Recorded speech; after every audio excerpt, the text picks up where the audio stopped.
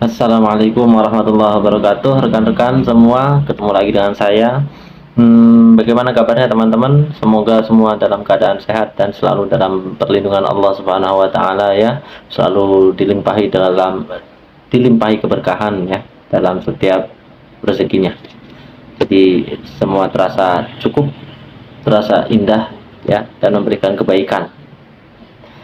Nah, begini teman-teman, saya kali ini ingin share ketika saya berada di masjid ya, berdiskusi mengenai keimanan ya dengan salah seorang rekan saya.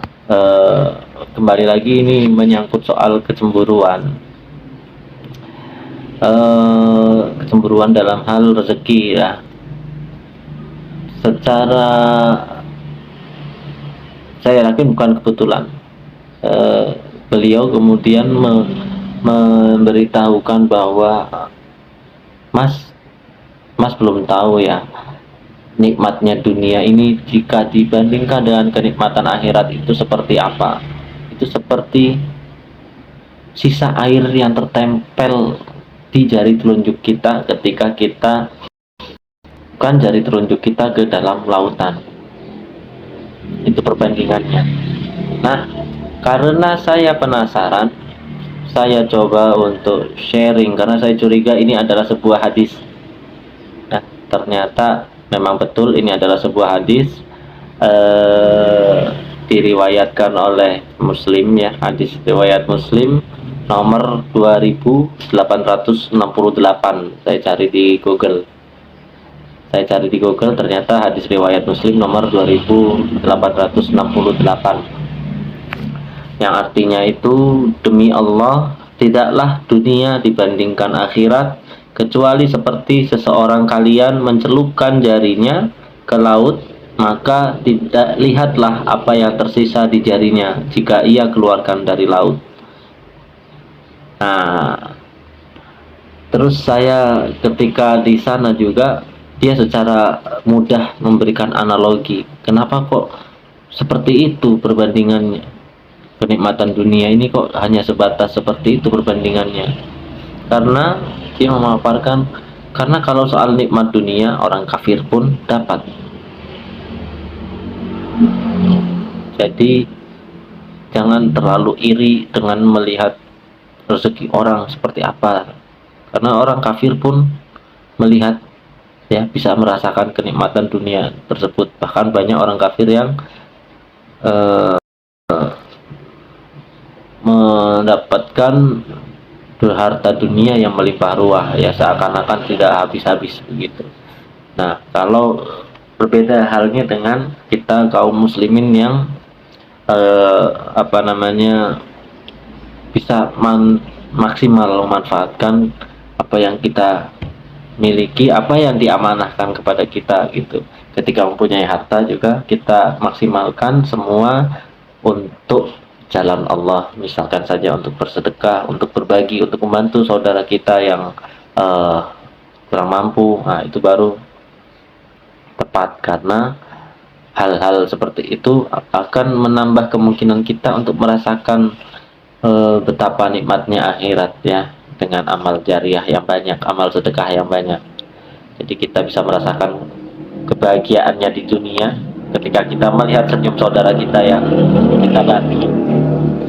Kita juga bisa merasakan juga kenikmatan nanti di akhirat sebagai balasan amal baik kita di dunia. Itu yang lebih tepat begitu. Itu dia mengingatkan kepada saya seperti itu. Jadi saya mengambil sikap bahwa jelas ini bukan sebuah kebetulan. Mungkin memang Allah menegur saya, kamu masih termasuk orang yang cemburu, jadi perlu orang untuk mengingatkan kamu.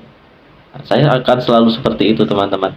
Ketika ada seseorang yang mengajak diskusi mengenai apa kepada diri saya akan memposisikan bahwa jangan-jangan emang Allah menegur saya bahwa saya masih termasuk orang yang lemah di bidang itu dan harus diingatkan dalam bidang itu, dalam hal itu.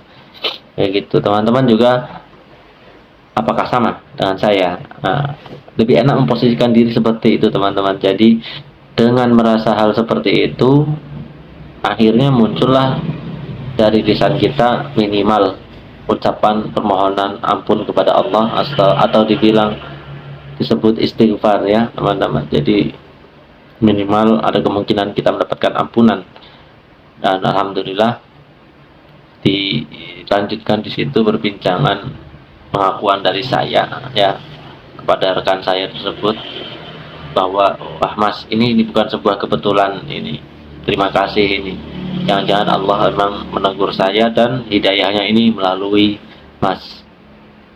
Nah kebetulan rekan saya ini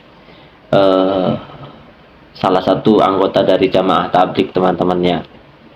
Jadi jangan punya penilaian negatif ya dari jamaah tabligh ya, karena jujur mereka ya saya lihat hanya mengejar keridhaan Allah, keutamaan dari pahala, mengajak kembalilah ingat kepada Allah gitu. Perkara Anda ingin mengikuti ataupun tidak, perkara Anda ingin mengikuti itu dia tidak akan memaksakan gitu. Yang penting Allah bisa melihat dia sempat mengingatkan saudara-saudaranya, seperti itu saja ya.